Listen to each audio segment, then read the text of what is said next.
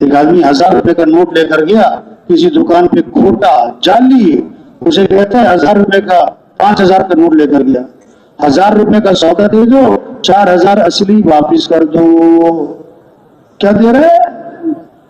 کھوٹا جعلی نوٹ 5000 روپے۔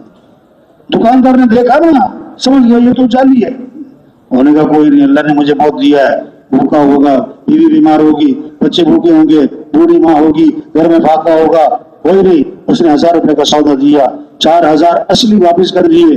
کیا لے کر؟ جعلی نوٹ۔ یہ کرم کیا، کرم۔ اے اللہ، تو کریموں کا بھی کیا ہے، کریموں کا بھی کیا ہے؟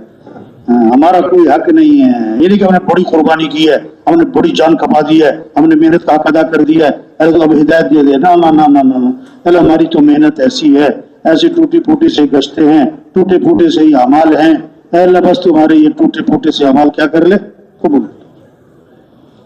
ایک تھے نا کوئی اللہ والے، دکان تھی ان کی، نظر تھوڑی کمزور تھی، تو کسی کا کھوٹا سکہ شہر میں نہ چلتا، ان کی دکان پہ آتا، کھوٹا سکہ دیتا، سودا لے جاتا۔ کسی نے کہا صاحب آپ کو پتہ نہیں، لوگ کھوٹے سکے دیتے ہیں، سودا لے جاتے ہیں، آپ کو پتہ نہیں لگتا ہے؟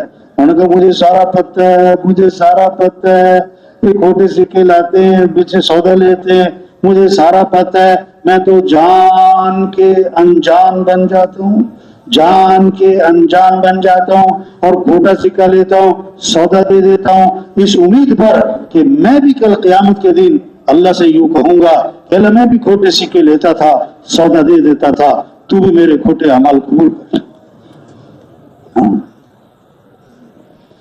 اللہ سے مانگے کہ اللہ کو ترس آئے، اللہ کو ترس آئے۔ اس لیے بھائی ہر جماعت جہاں جہاں تشکیل میں جا رہی، بڑی خیروں کے پھیلنے کا ذریعہ بن سکتی، شر کے ختم ہونے کا ذریعہ بن سکتی، نقد جماعتوں کے نکلنے کا ذریعہ بن سکتی، مقامی کام کے جمنے کا ذریعہ بن سکتی۔ ہر ساتھی بہت کچھ سیکھ سکتا ہے، بڑی ترقی ہو سکتی، بڑا ایمان بھی بن سکتا ہے، نماز